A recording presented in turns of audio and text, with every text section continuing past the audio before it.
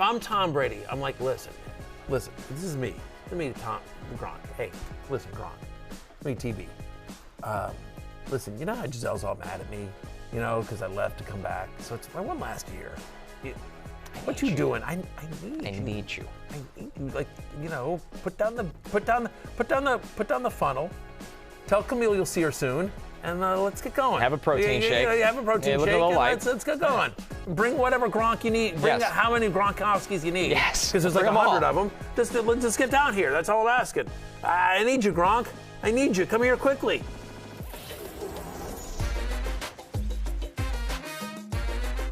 Fantasy Football Happy Hour with Matthew Berry, served by Applebee's. And scene. There you go. My acting prowess. Was that Tom Brady? Was that Matthew Berry merely enacting Tom Brady? Hard to say. Master thespian, highest grossing actor of all time worldwide on a per movie basis. Right here. Daniel Day Berry. Daniel Day Berry. I like that, Jay Croucher. He is Jay Croucher. I'm Matthew Berry. It is noon on Peacock, but it is 5 o'clock somewhere, so the happy hour is underway here on Peacock and, of course, available wherever you get your podcasts and on demand on the Peacock app and, of course, the NFL on NBC YouTube channel. A lot of news. A lot of news in the NFL, so why don't we get to the Roto-World headlines and dive right in, Jay? Yeah, first one, big one. Tua Tagovailoa. He's got back problems, he's got ankle problems, he's questionable for tomorrow night's game against Cincinnati. Now, the betting market thinks he's not going to play because the line opened Cincinnati -2. Now it's Cincinnati -4, which means that there is some confidence he's not going to play. So what are you doing with Tua? Well, the nice thing here is that you can wait to see. What I'm doing with Tua is I'm waiting to see if he's active or not. It's the first game of the week, Jay. Sure. See, this is how this works. You know, like it's helpful actually, because if he is inactive, then you know what I'm going to do? I'm going to move him out of my lineup. Yeah, you can do that? I'm going to move him out of my lineup, kind of and I will find another option. I will ideally slide it into my IR spot and creating a roster spot where I can go pick up a quarterback, and we'll talk about some quarterbacks later in the show that are out there in leagues that we think are viable streamers this week, including Marcus Mariota of your beloved Atlanta Falcons. My dear, sweet dirty birds. They're at home against a Browns defense that's 18th against the pass. So that's a guy that I think is a viable potential streamer this week. So at any rate, you know, something to think about there. So we'll go through and we'll talk about that in a little bit. But if he doesn't play, Teddy Bridgewater, does that impact what you're thinking about Tyreek Hill, Jalen Waddle, etc.? It does in terms of, I think, potentially betting. It does in terms of DFS if you're playing a one-game slate. But I think for fantasy football purposes, no. You're still starting Tyreek Hill. You're still starting Jalen Waddle because each of those guys has the ability to catch a bubble screen from Teddy Bridgewater and run 80 yards to a touchdown. Check down Teddy. Look, Teddy, you're not going to have the big plays that you did under Tua if Bridgewater's under center, obviously. Right, to your point, one of the most conservative quarterbacks in the NFL, and Teddy Bridgewater, check down Teddy. But having said that, and it's a short week, right? You don't love this, and the game's in Cincinnati, so they're traveling on a short week. None of that is ideal. Having said that, Teddy Bridgewater's fine. He's not an awful quarterback. He's not a disaster to quarterback. This is a guy that's been a starting quarterback in the NFL for multiple seasons, multiple NFL teams, and he's fairly accurate. So again, it's going to be all short line of scrimmage stuff, but no one's better at creating yards after contact than Mike McDaniel. So he's going to scheme them open. They'll be fine. I can't imagine benching Tyreek Hill or Jalen Waddle based on what they've done. Now, I think that some of the borderline guys, like if you were thinking about, hey, maybe Mike Gesicki, can I get away with him this week? I'm probably not doing Mike Gesicki. The running backs are kind of touchdown dependent flex plays here. But for Tyreek and Waddle, I think you got to start them. Yep. Speaking of Tyreek, we've got some sound of a very excited Tyreek Hill about the matchup with Eli Apple. Oh, we play on Primetime that week? I didn't even know that. Amazon Prime. Oh, we play on Amazon Prime? Thursday. Oh, that's going to be lit right there. I didn't even know that for real. But, yeah, we're looking forward to who we play? Bengals. We're looking forward to the challenge. It's going to be fun, and I can't wait to go against Eli Apple, man. I owe you, boy. I owe you. I'm here. The cheetah is here. That's it. All right. I owe you, boy. The cheetah is here. I'm taking Tirico minus 1,000 in that matchup to embarrass Eli Apple. Now, look, I think obviously Tyreek, Waddle, they will be fine. The Bengals defense hasn't allowed a touchdown in 20 straight drives. They've also gone against Joe Flacco, and I can't even really make the joke about Cooper Rush anymore because it turns out Cooper Rush is good. But I think the Dolphins running backs, that's the more interesting situation. Chase Edmonds, Raheem Mostert. Are you starting either of those guys, and what's the hierarchy? So I'm not. I mean, I have them both outside my top 35 here. You think about the Bengals; they're the 8th best run defense so far in the NFL. They've played well. The Bengals have. Again, this is a road game here. Maybe a less explosive offense if Teddy Bridgewater is under center. Mostert, Edmonds has had only one game with double-digit touches so far this year. That was week 1 against the Patriots. Mostert's seen 2 or fewer targets in 2 of the 3 games this year. I mean, the usage has been inconsistent of those running backs. I suppose if I had to start one, I guess Edmonds, because he's the passing down back. Bengals are favored. Yep. We expect, again, Bridgewater check down Teddy. Maybe he throws it a little bit more to Edmonds. He's more the passing down back, although they do like Mostert in that role somewhat as well. But again, 2 or fewer targets in 2 of the 3 games this season for Raheem Mostert. So both outside my top 35. I think they're sort of hope for a touchdown flexes. Yep, that makes sense. It does tend to be trending Mostert a little bit in terms of the snap count. Sure. He outsnapped him 24-19, outsnapping Edmonds, that is. Just a weird game against Buffalo where the Miami offense was just never on the field. And right. Josh Allen was throwing 60 times, so I'm not sure you can really read too much into that for anything. But right. Edmonds did get the goal line carry and converted that, which, yep. Again, we think Mostert's the goal line back, and that's not how it played out. Yes. I mean, the question is am I starting either of them confidently on Thursday night? The answer is no. Yep. Now, Joe Mixon, a little bit of an injury doubt over him. Still think that he will go. You're stashing Samaje Perine, right? I am. So there's a weird thing in Yahoo, and I'll be honest with you, I don't like this. Okay. I'm not in favor of this rule. I think the Yahoo people should clean this up. But it's there, and so as long as the loophole exists, we might as well take advantage of it. And the fact of the matter is that you can waive a player, as long as you don't start him, you can waive a player at any time. So in other words, you could, if you had Joe Mixon on your roster, you could pick up Samaje Perine. He's on your bench. Assuming if Joe Mixon is inactive for Thursday night, great. You've got Samaje Perine, you start him. Perine has been effective when he is filled in for Mixon. But assuming Mixon's active, okay, great. I'm gonna roll with Joe Mixon. I've got Perine on my bench. Assuming Mixon makes it through the game Thursday night healthy, then on Friday, you literally can drop Perine from your bench, even though he's played. This is a weird thing on Yahoo. Even though he's played, you can actually drop Perine, and now you have an empty roster spot. If you play on another platform, that is not allowed, but I still would do that.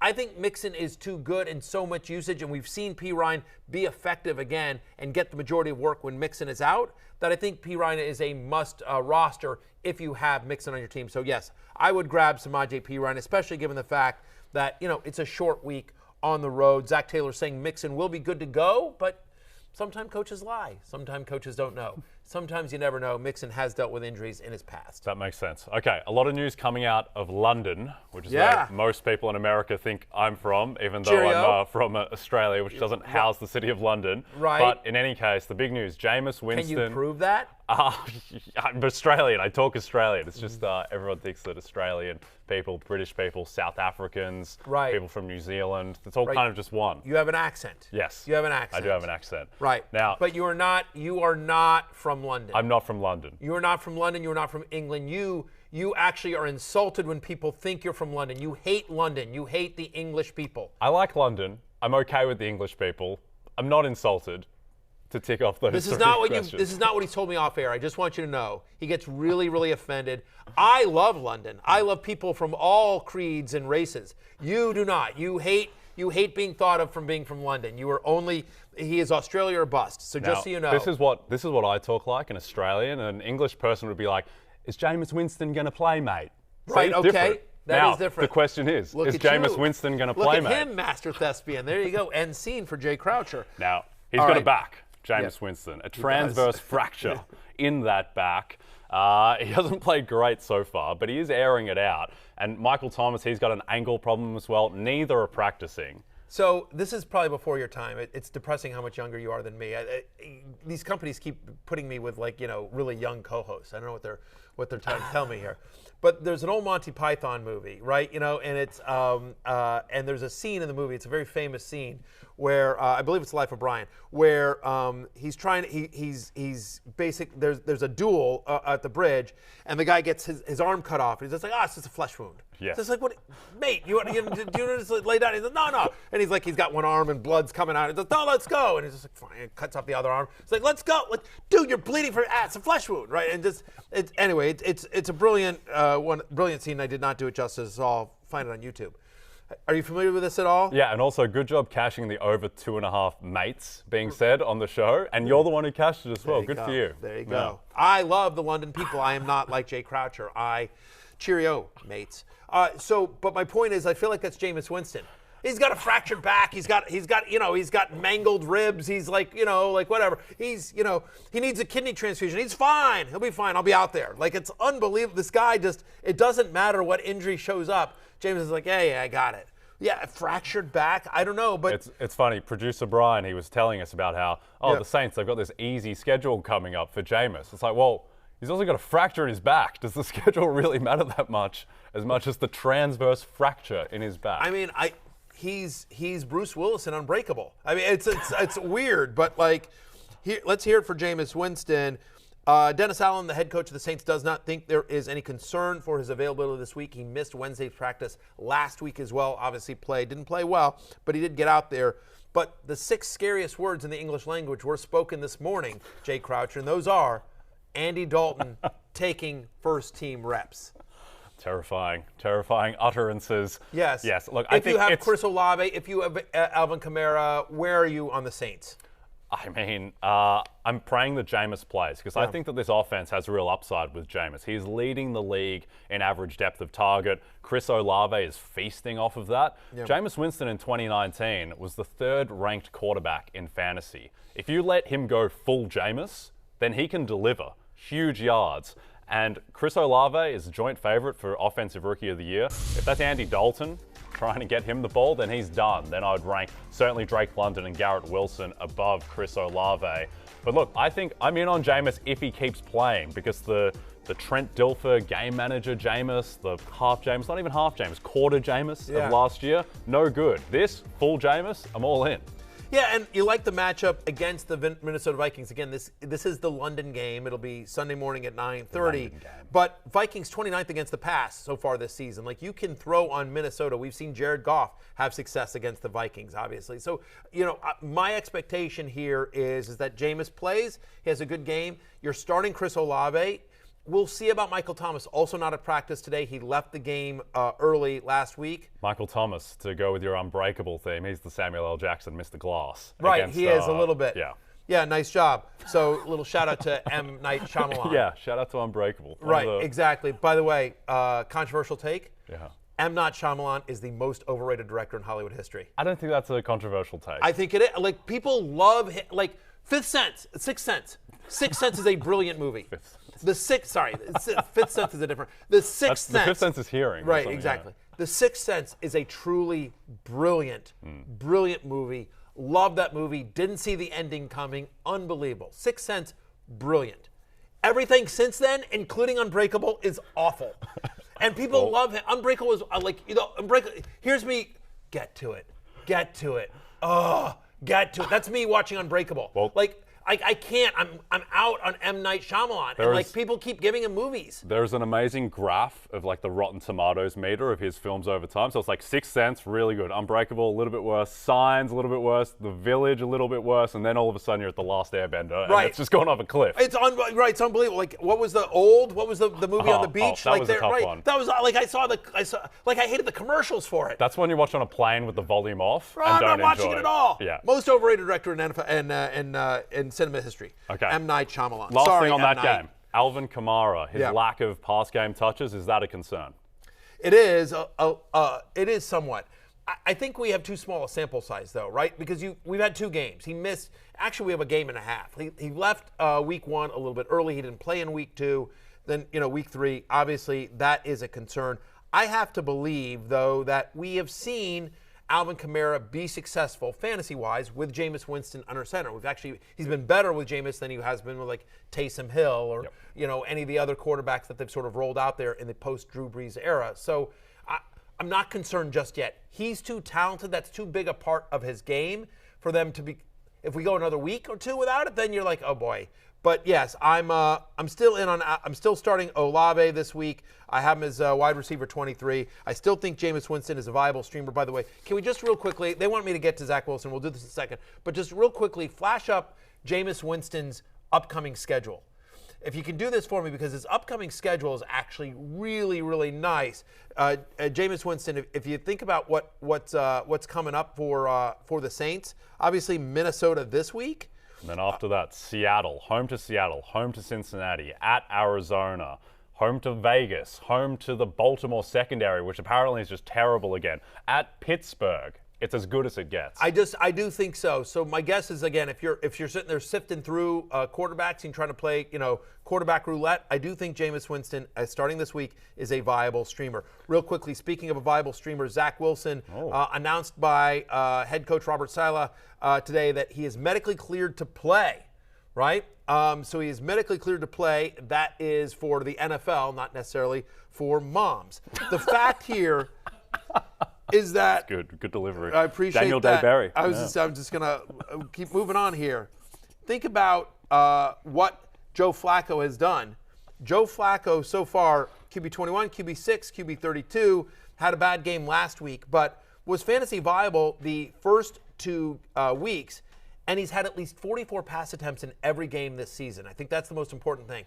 Zach Wilson's going to be chucking the ball a lot. So I do think that if you think there's anything there with Zach Wilson as a fantasy viable quarterback, maybe worth picking up, especially if you're in a somewhat deeper league. They're playing the Steelers, to your point, who are a bottom 10 pass defense so far this year. Worth noting that from weeks 1 through 7 last year, when Zach Wilson played, Elijah Moore was wide receiver 91. It'll be interesting to see if we can get Elijah Moore off the schneid or if this continues to be Garrett Wilson's offense from a passing perspective. Be a little bit worried about Garrett Wilson. Not that I think he's going to be bad or anything, just because Flacco is clearly locked onto him and he's just getting all the targets, and we have this established, albeit small, track record of Garrett Wilson being the guy in a Joe Flacco passing offense. And now it's just different. It might be the same, but it might be worse as well. And so I think there's a little bit of uncertainty, but you still have to start Garrett Wilson every week at this point. And at least Elijah Moore, this might be a path to him getting, even though it was bad with Zach Wilson, it's something different for him too in a positive sense. Last thing here for me on the Roto World headlines is that Dak Prescott on his Week 4 return says, probably not. This is a quote, but Week 5 against the Rams, that's the one I'm looking at. Now, Mike McCarthy said, I do not have a timeline for when he will start throwing. But in fairness, Mike McCarthy doesn't know a lot about what's going on with his team. Like he's just trying to find the keys to the locker room. Like, let's be clear. All right, so real whipping boy on the. I'm not a Mike McCarthy fan. Yeah, apparently Mike not. McCarthy is the M. Night Shyamalan of NFL head coaches. 2010 Super Bowl, which was his sixth sense, and then it goes down and down and down. Yeah, I can see that. Numbers are there. Yeah. Look at the numbers. I'm right on this, by the way. But the fact of the matter is Dak Prescott is not 100% rostered in Yahoo League, so worth looking to see, hey, is he out there? Because, again, looks like he could be back sooner rather than later again. He's saying Week 5. The team is not necessarily committing to him. He's 0-1 in the season. Cooper Rush is 2-0. We'll see. Although I think Cooper Rush gets his first loss of the season when my Commanders take charge. 3-point dogs. I like it. Yeah, I think exactly. They take command. Did I sell that well enough? On fire in segment 1. There they go. Exactly. One thing with Dak Prescott, yes, after he got injured against the Patriots in Week 6 last year, when he did the calf, he wasn't really good in the last 2 months of the season. Obviously didn't have a good Week 1 this year against an amazing Tampa Bay defense. But look, you have to pick up Dak Prescott. You have to start Dak Prescott. I just wouldn't be expecting him necessarily to be a top 10 quarterback from the jump. Yeah, I mean, look, after returning from one game from injury last season, weeks 9 through 18, he was quarterback 8 in points per game, which is fine, right? I mean, and that's basically where I ranked him in the preseason. He's a lower tier QB1. Yep. And by the way, when you sit there and look around the lower tier QB1s, right? Think about that. I mean, Aaron Rodgers, Tom Brady, the guys that went in that range, right? I mean, like Matthew Stafford's been a little bit up and down. Like Kirk Cousins a little bit up and down. Like the guys that went in that range, Derek Carr's been good, but it's been a bad year for a lot of quarterbacks so far. Not great. And Dak, I mean, a lot of that ranking at the end of last season was going against your Commanders in prime time, who That's did right. not show Had that monster anything. game. Yeah. And then the Eagles backups in Week 18. But yeah, Dak, you have to start him if he's back, if he's healthy. Okay, we're going to go to break. I just think it's a better offense. I'm just saying, like, again, you're sifting around. Like, if you're sitting here, you'd rather Dak Prescott than Zach Wilson. Yeah, no, 100%. All right, Denny Carter Unless is you're a coming mom. to join us on Keep It Open or Close It Out. I might not be here. Denny definitely will be, though.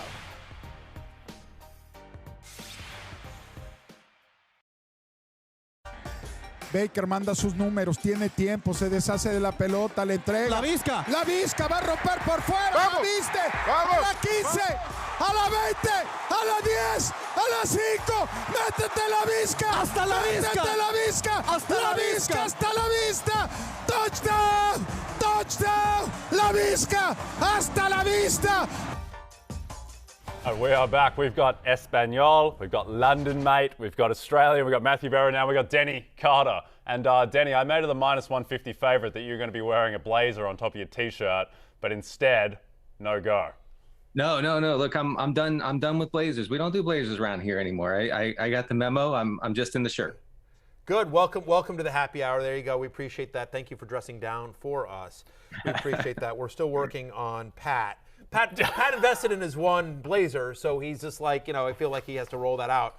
He does. Whenever he can. So that was the Spanish language call of Laviska Shenault's touchdown. They should just yell goal after the touchdown. Well, what was great was the Laviska. Like, I felt like, that Shakira song, Yes. Shakira. Like, I felt like that. Someone should put a beat to that call. They should. Laviska. That was magnificent. Now, we're going to do a little segment, close it out or keep it open. And this is basically, are we starting or sitting this player this week? Not talking about cutting them, just starting or sitting. Because we're in a bar, it's a happy hour, so this is along those themes.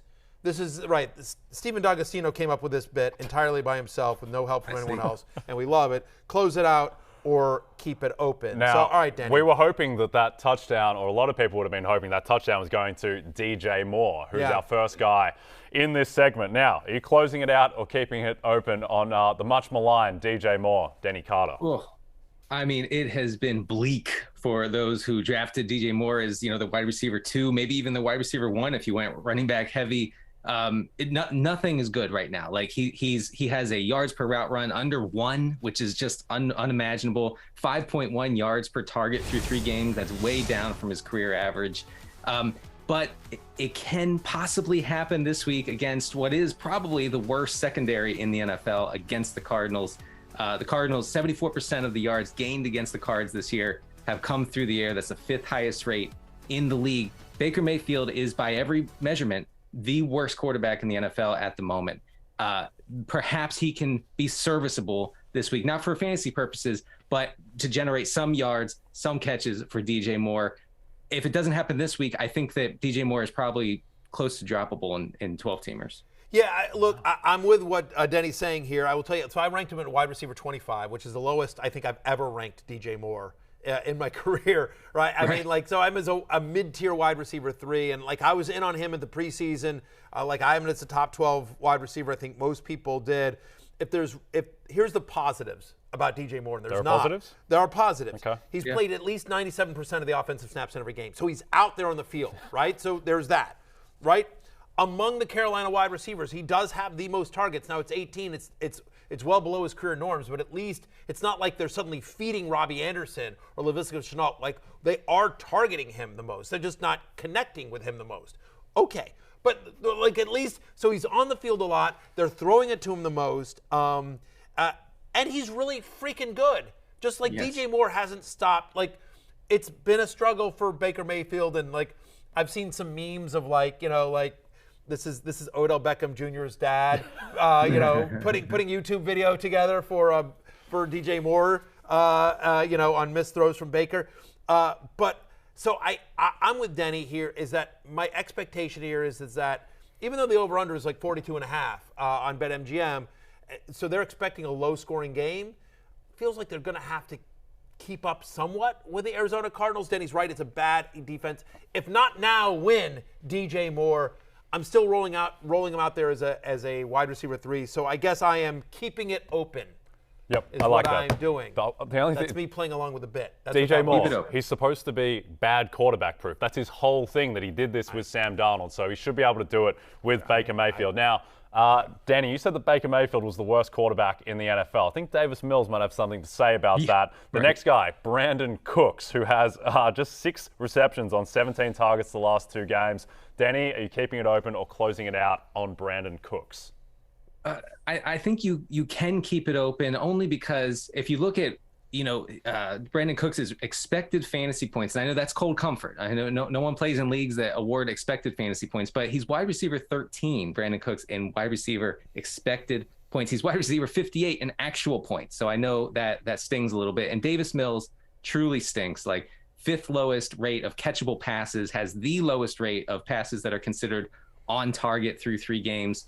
But Brandin Cooks is still going to see, 8, maybe even 10 targets a game in this offense without much target competition. I don't know. I think you can still start him as like a wide receiver 3 in 12-teamers. Which is where I have him ranked. I have it ranked at wide receiver 27, Denny. So we're right there together as well. 27% target share so far this season, which is nice. Now, again, they're bad targets, right? I mean, Davis has not been good, and they're playing the Chargers. But I think the Chargers got exposed a little bit last week. This game's in Houston, which is helpful, right? So it's going to be inside on the turf, which I think plays to Cook's strength as well. So do I feel good about keeping it open with Brandin Cooks? I don't. But given that we don't think the Chargers, assuming Herbert plays again, that we don't think the Chargers will have any issues moving the ball against Houston, they will probably have to throw, and hopefully, the positives of Cooks is he's getting a ton of targets, and all he needs is 1. Yep. Like, that's the thing. Cooks is one of those players that all he needs is 1 play to make your day. Again, wide receiver 27, so I'm as a low-end wide receiver 3, but I am reluctantly keeping it open on Brandin Cooks this week. But yeah, he's similar to DJ Moore. Like, if you can't do it this week, man, right. All right, then let the regression hit. Yep. Yeah. Now, you talked about just needing to make 1 play. A guy who's only made 1 play all season is Jerry Jeudy. He had the 67-yard touchdown against Seattle in week 1. Outside of that, he's basically done nothing. Denny, keeping it open or closing it out on Jerry Jeudy? I think, in a 12-teamer where you start 3 receivers, you can close it out this week. I think that you can do better. Jerry Jeudy has a 70% slot rate. He's running a lot of routes in the middle of the field. Traditionally, Russell Wilson really struggles on those throws in the middle of the field. He's much better, much more productive on those boundary throws, which we've seen with Cortland Sutton so far through 3 games. Jerry Jeudy is somewhat of an afterthought in this passing offense, a bad passing offense so far. So I think you can do better this week, even against the Raiders, who are bad. You're 1,000% right, Denny. You should come on the show more often. I like it when people agree with me. This is he's spitting knowledge over here. He's dropping bombs. The fact of the matter is that like all three people we've talked about so far have something in common, right?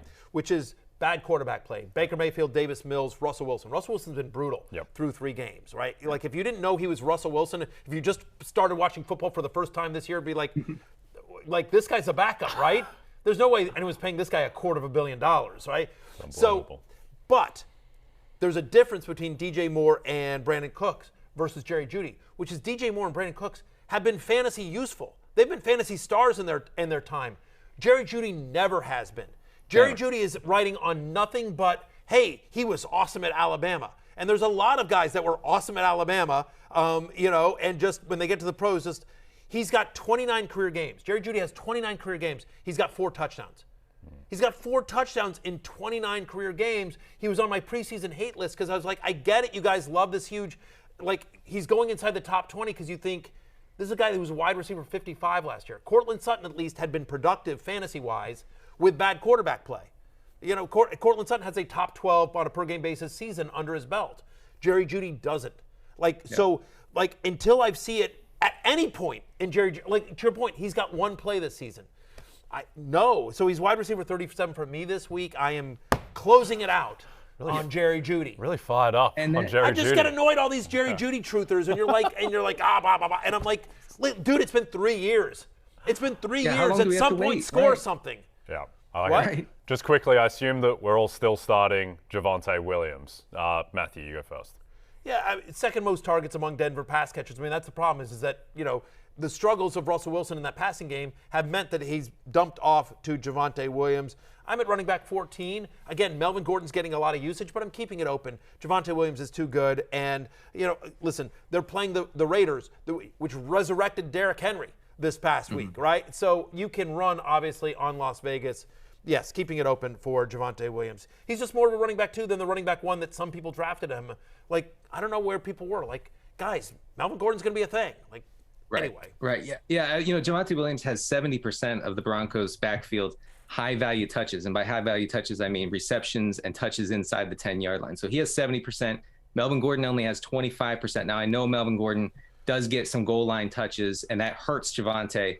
But Javonte will be fine. Like, all of the peripheral stats, like elusiveness and yards after contact, it's all in line with what we saw last year. Javonte Williams is still an outstanding running back who has a lot of upside, I think.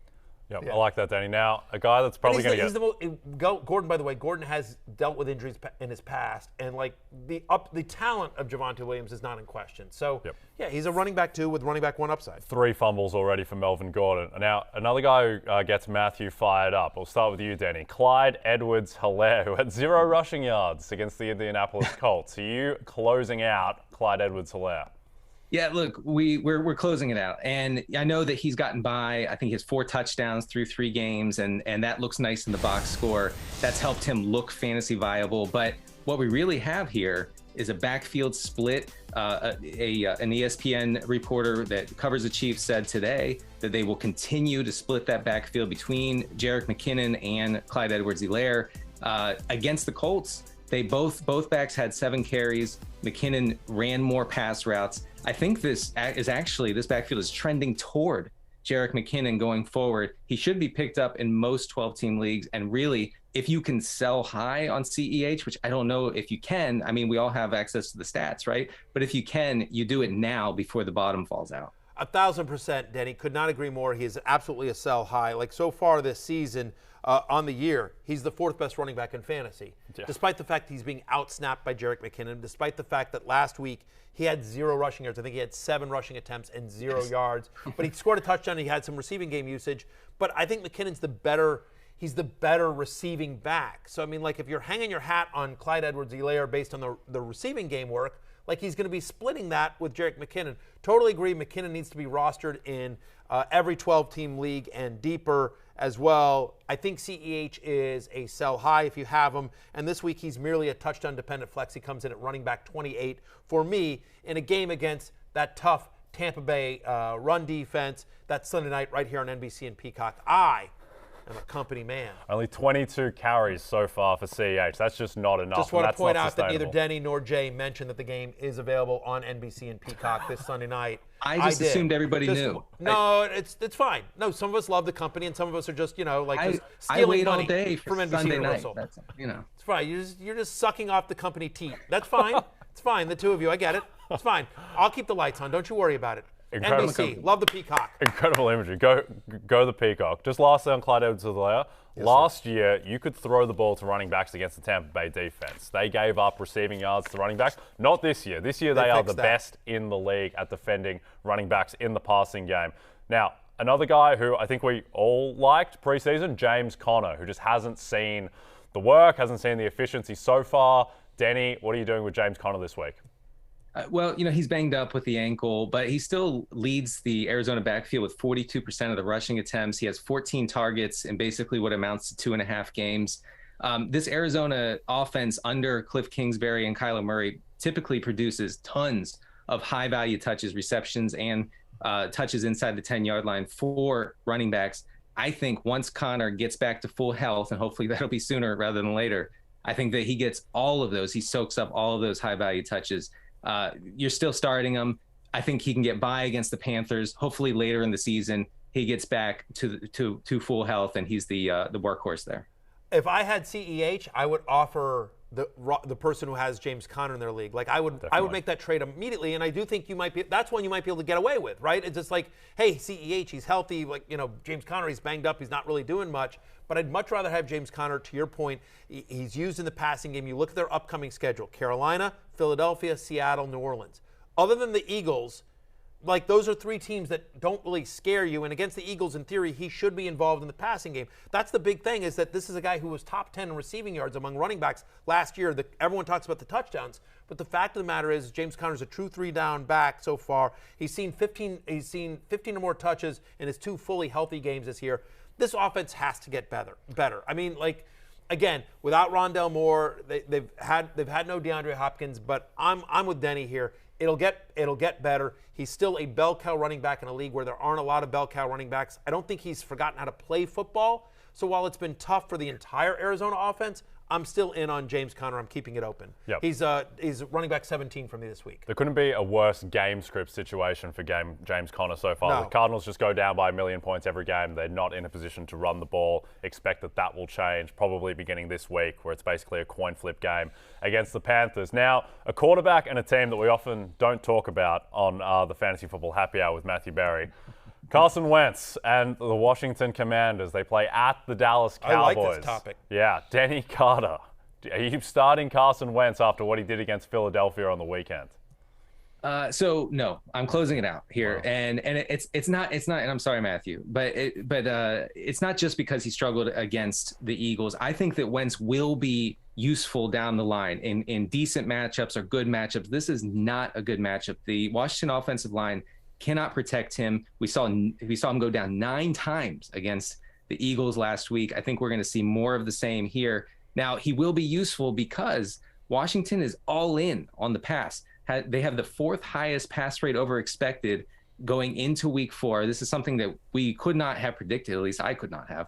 And I think that there are no signs that they're trying to run a balanced offense here, which is good for Wentz. It's good for all the pass catchers there in Washington. Just not this week. This week, find a Jared Goff over Wentz this week. You're 100% right on all of that, except for this, in terms of, you said no one could predict this. Someone predicted. I talked about that they were going to be much more. Listen, I didn't think they'd be this pass happy, but I said they're going to be. I did say that, like, listen, I like Jahan Dotson. You made fun of me for how much I talked to Logan Thomas in the preseason. Just saying, like, look, this is going to be a much more pass happy offense because they truly believe, rightfully or wrongfully, they believe in Carson Wentz in Washington. I know a lot of that. I know a lot of the people on that coaching staff and that front office. They are believers in Carson Wentz, who's a professional quarterback. Like, he's a middle of the pack NFL quarterback, right? He's fine. Like, the reason they lost to Detroit was because of their defense. Like, they weren't beating Philadelphia. That's also not on Wentz. Yes, he took the 9 sacks, and some of those were on the offensive line. Some of them were on Wentz. He held the ball too long. But whatever. Like, the Eagles are just a significantly better team than pretty much everyone in the NFL, and obviously the Commanders. I would say this, though. He's right about, Denny, you're right about benching Carson Wentz this week. I'm absolutely closing it out this week when my love-hate list comes out next week. Tomorrow, I should say. Wentz will be on the hate list. I'm at QB 19 this week. But I also agree with Denny that there will be useful weeks when the matchup is favorable. It's not against the Cowboys, who are 4th against the pass so far this year. I'm closing it out with Carson Wentz. But, yeah, I'm not dropping him because I do think that defense is brutal. They're going to be throwing a ton this year, and yeah. Good luck to Carson Wentz against Micah Parsons. All right, thank you, Denny Carter. Everyone follow Denny Carter at CDCarter13, and we will be back previewing some Week 4 matchups after this. Nice job, Denny. Thank you, sir.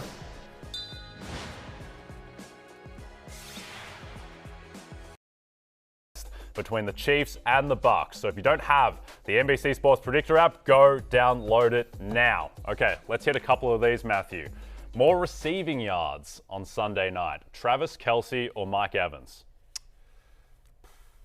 I'm going to go with Travis Kelce. Okay. I'm going to go with Travis Kelce. I think that I think that the way you attack Tampa Bay is in the middle of the field, right? And so, Dean and Davis do a nice job on the perimeter for the Buccaneers. And so that short stuff, that middle of the field stuff is, I think, the way you attack them. Evans will be a priority for the Kansas City Chiefs defense, which usually do pretty good against perimeter wide receivers as well.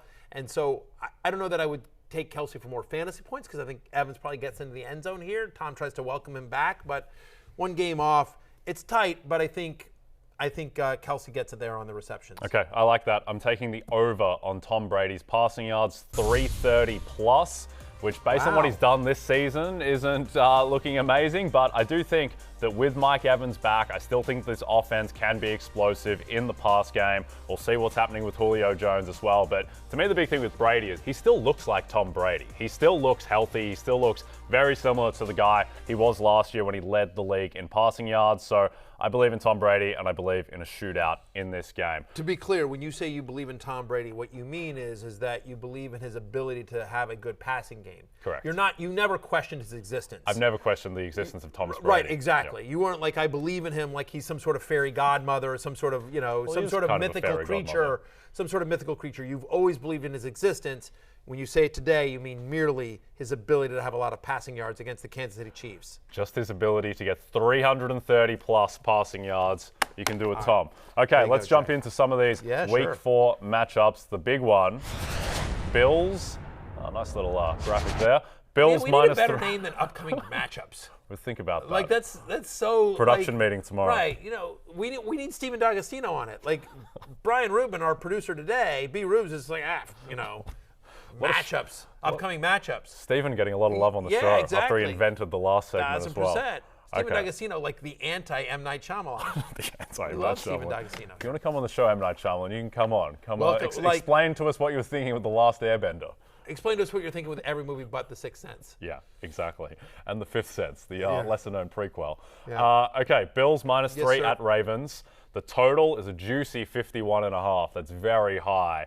And these are the two MVP favorites right now, Lamar Jackson and Josh Allen.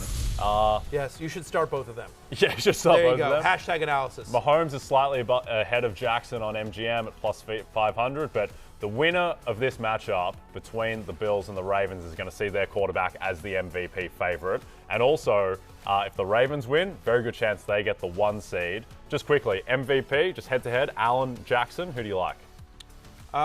I like, I like Lamar Jackson. Okay, I prefer Lamar. I like Lamar Jackson I think that's just the better bet, right? Yep. I mean, because Allen's sort of the obvious one here, and we've already seen them stumble a little bit. Like, that's a bad loss at Miami, and so I feel like there's better chances for Allen to quote unquote lose the award than for Jackson to win it, right? Jackson is exceeding expectations this year in his contract year, whereas Allen was the presumptive favorite for it. Yep. And so there's nowhere to go but down for Josh Allen. Yep. Like, because the expectations are already always so high. Yeah, everyone's anointed Josh Allen. He still does like to throw it up for grabs. He could have had 2 or 3 interceptions against Miami easily. He just got a little bit lucky. Okay, let's talk about some of his weapons. Isaiah McKenzie. Is he a flex wide receiver this week? I don't think so. I'm at wide receiver 51. I need to see it for. Like, remember, week 3 he had 9 targets. Great. But that was 6 targets total after 6 targets total in the first 2 weeks.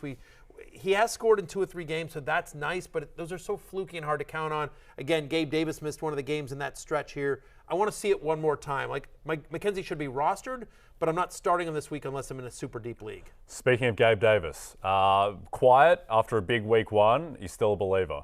I am. I'm as a top 20 play so far this week. He's played 96% of the offensive snaps so far this season. We know that Josh Allen likes to look at him when they get in close. He scored in week 1 against the Rams. That blow, he didn't play in week 2. They didn't really need him in week 3. I mean, they did, but like that was a fluky, weird game against the Dolphins here. If I'm starting a Bills wide receiver not named Stephon Diggs, friend of the podcast, Stephon Diggs, Chief Ball Officer Stephon Diggs, give me Gabriel Davis. Okay, Devin Singletary, who led the team in receptions and receiving yards against Miami. Is he just a one-hit wonder, or is he startable in this matchup and can be viewed as a weapon in the passing game going forward? I think somewhere in between. So I'm at running back 24, so I'm hedging my bets a little bit here. I have him as a flex play, and I think he's viable as that, which is a flex play, which is there's some upside there, but there's certainly some risk, right? First 2 weeks of the season, he saw 5 targets total. Now, then last week, obviously huge, right? Career high in receptions in a single game. He saw 11 targets. He tied with Stephon Diggs for the team lead. So he was a massive part. But we just don't know. Was that just a game script thing where the Dolphins just played back and said, we're taking away Gabriel Davis. We're going to give you all the underneath stuff. And so they were just peppering Singletary. He got into the end zone of that passing touchdown as well. I'm more a believer than not. Again, I have him inside my top 25 this week. Certainly, if you're starting a Bills running back, it's going to be Devin Singletary. But I'm not sure that this is definitely he's a big part of the passing offense yet. Yep. Now, the running back on the other side, J.K. Dobbins, who makes his season debut last week, plays 26 snaps, doesn't really do too much, but, I mean, what do you make of him in this matchup in particular? Are you starting J.K. Dobbins, or we need to see more? I need to see more. I also don't love the fact that he's going against Buffalo. Bills are the second best run defense so far in the NFL this year. Dobbins played 43% of the offensive snaps. So, like, he's not even playing half the snaps. You know, and the majority of his snaps came on early down. So he's not involved in the passing game yet as well. He averaged 3.3 yards per carry, like a little bit of rust. So you're not sure if there's going to be any passing down usage. You're not sure how much work he's going to get. And, oh, by the way, he's playing the Bills. So I have him at running back 35 this week. He's outside my top 30. Ideally, you're not starting J.K. Dobbins this week. Yep, longer-term play. Okay, let's get into the next game. Jags. I can't really say my Jags because I'm wearing the Atlanta Falcons jersey, but they are my Jaguars. You great call on Fantasy Football pregame on Sunday morning. You took the Jags to win outright at plus money. You made a lot of people money on that bet. Nice job there with a call. I think you can call them your Jaguars. They are my Jaguars. They are the Swagwars, 100%. And you know what? The best bet in football at the moment on BetMGM, the Jacksonville Jaguars to win the AFC South at plus 220. That's too big. That should be more like plus 120. They're the best team in that division right now. Jay spent 5 years of his life setting lines for a major casino, so you know your lines. If you're telling me that's a good bet, I'm going to do that right. You take over the rest of the show. I'll take over. I'll introduce some it. money on BetMGM. Yeah. So we've got the Jags. They're plus 6.5 point dogs. Right. I'm being told to do it during the commercial break. All right, what do we got? Jags plus 6.5 at the Eagles. That's come down from 7. The Sharps love the Jags. The over-under is 48. Now, Trevor Lawrence, who I don't mind. I don't think he's going to win MVP, but he's 35 to 1. He's long. He's got long odds, and his stock is rising by the week. Is he a #1 quarterback in fantasy? Honestly, if I'm going to bet on the Jags to do that, like I love your bet of them winning the AFC South, I'd rather bet on Doug Peterson for Coach of the Year. That. Yes. I think that's a really good bet as well. Him versus Sirianni. If the Jags make the playoffs, I don't know how Peterson isn't the Coach of the Year, given the disaster that they were last year under Urban Meyer. So Trevor Lawrence, most fantasy points of his career on the road at San Diego, at the Chargers, I should say, at the Los Angeles Chargers, and tied for the most passing touchdowns in his game in a single career. He had 3. Having said that, this is the Eagles, and the Eagles are legit. As much as it pains me to say this as a Commanders fan, I'm at QB 16. So I think he's a mid-tier QB2 on this one. I think better days are ahead for Trevor Lawrence. He's very much like we talked about Carson Wentz earlier in the show, as somebody who's going to be very useful down the stretch. I'm a believer of Trevor Lawrence, but maybe not this week against Philadelphia. They're for real. They're the best team in the NFC right now. They are. Now, with the Jags staying there, is this now the James Robinson show, or is Travis Etienne still playable? Not only is it now, it has been. It has been since the start of the year. James Robinson was on my preseason love list. We talked about this. Look, Doug Peterson likes to use multiple running backs. Guys, James Robinson is going to be the early down back. He's going to get the goal line stuff, and that's what's happened. He's had over 20 touches the last 2 games. He rushed for 100 yards for the 6th time in his career. He's out-snapping Travis Etienne. He's had 49% of the carries so far. I'm at running back 18. It's not a great matchup with Philadelphia, but he's got the much better chance at a touchdown here. And, yeah, he's getting a lot of volume. The concern on James Robinson coming into the season was volume and health. Well, he's answered the health question. You know, the fact that he's obviously back and getting this massive workload. And honestly, the opportunity is there. Now, the Jaguars have been tied or leading in most games so far this year, so they haven't been in neutral or negative game script where they've had to pass a lot, and Etienne is their passing down back. But again, either way, Doug Peterson has been clear as I'll get out throughout his NFL career. He likes multiple running backs. And so James Robinson is between the tackles thumper. Yep. Between the tackles thumper. I will say that if ever there was a week for Etienne, because we expect them to be down, like they're almost a touchdown underdog to the Eagles here. If ever there was a week, Travis Etienne, this is the week. Just quickly, the most interesting... But I have him outside my top 30, just to be clear. I'm starting Robinson over Etienne. To me, the most interesting thing in the NFL right now is that teams are playing too high safety and quarters coverage more than they have ever before, so there's never been a better time to run the ball efficiently. Doug Peterson, I think he definitely understands that. 91 carries for the Jags through 3 weeks. All right, last game. Patriots at Packers. Firstly, we've got some sound from Mac Jones. Like I said, just, it is what it is, and I'm just going to focus on day by day and get my treatment and do what I do. And, it's football, it's physical, so feel good about it. And like I said, if you have any more specifics, you can talk to Coach Belichick about it. It was nothing specific. I didn't have to ask Bill. I was just wondering how it felt. Awesome. Thanks. He's learnt well from his coach, Bill Belichick. He has indeed. There. Awesome. Thanks. Now, quickly, the market, in terms of what the market is doing on this game, the line is Packers -9.5, home to the Patriots. The over-under is 40. Now, the lookout line on this was only -6.5. And so the market is saying it's only a 3-point difference between Mac Jones and Brian Hoyer. To me, that's not enough. I think this line gets up to 10.5, maybe 11. I think it's more of a 4 to 5 point gap. But what do you think the Patriots quarterback situation does to Damian Harris and Ramondre Stevenson this week? I think it increases their usage, Yep, right? I think both guys are very flex viable. I have Stevenson inside my top 30. I have Harris just outside my top 30. But both guys are going to get a bunch of work in what's already a run-heavy offense. And with Brian Hoyer under center, who's fine. Brian Hoyer's... Is he? He's fine? He's fine. Okay, he's okay. For what they need to do. Yeah. You're not starting He'll call the Devontae plays. Parker or anyone else. But my point is that I think both Stevenson and Harris, in that order, are... they're touchdown dependent a little bit, but they are flex viable. Again, Stevenson, 16 for 101 in the touchdown on 4. He also had 4 targets. Harris, 13 for 46, got 2 targets. He also scored last week as well. Remember, the Packers allowing 5.4 yards per carry to opposing running backs. You can run on Green Bay, that through 3 weeks is the 18th worst run defense in the NFL.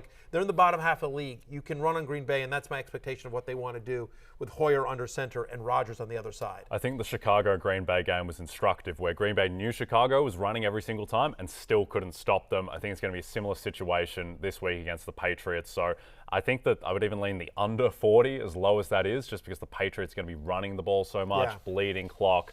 And I think that Green Bay, they still have some questions about their offense as well. All right, we're going to go to break. When we come back... You like betting the Packers because you think the line should spread even more. I like the Packers -9.5. When we come back, we're going to talk about your growing bromance with the Denver Broncos and the AFC West market. I believe.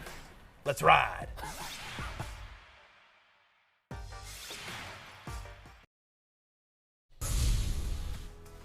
All right, so this is a tweet I sent out just after Football Night in America last week, where I was the only one among all the smart people on Football Night in America to pick the Broncos. I tweeted out, alone on an island, but that's okay, I believe. Let's go at Broncos. So I tweeted that out. Of course, the Broncos did end up with a 11-10 victory that was never in doubt.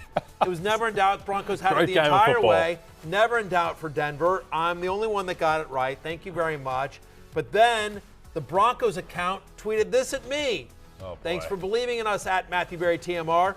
Got in with a pound emoji. Got a hashtag Let's Ride belt buckle headed your way. And then they quote tweeted mine. And it is, for those listening at home, you can see this on Twitter. It is an absolutely gorgeous, big kind of cowboy belt buckle in a box that says Broncos country. Let's Ride. And it's absolutely gorgeous. They slid into my DMs. They got my home address. I gave it back to them. So hopefully it is actually the Broncos that are running that account. Otherwise, might be you and Connor tomorrow. I don't know.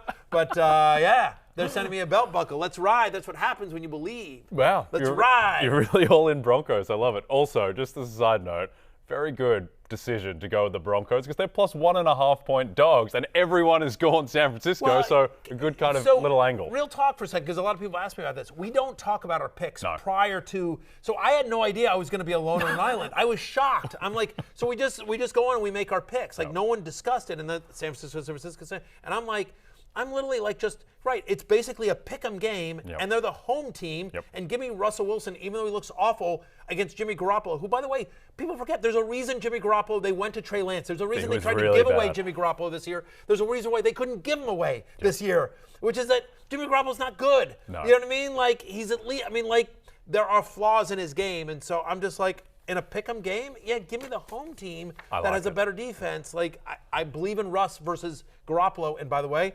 when it counted, Russ drove him down. He did. Looked really good that last drive. Speaking of Russ and the Broncos, let's bring up some AFC West division odds from our friends at BetMGM. The Kansas City Chiefs are favorites because they are always favorites under Patrick Mahomes. They're minus 105. Then the Broncos, they're the big riser in terms of their odds firming. They're plus 250 with the Chargers, who are in free fall and only minus 5 point favorites against Houston this week.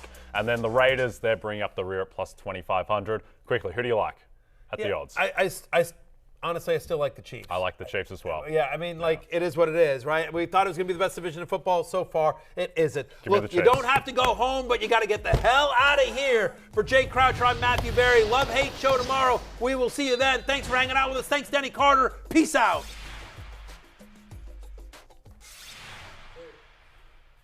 Hey, it's Matthew Berry from NBC Sports and RotoWorld.com.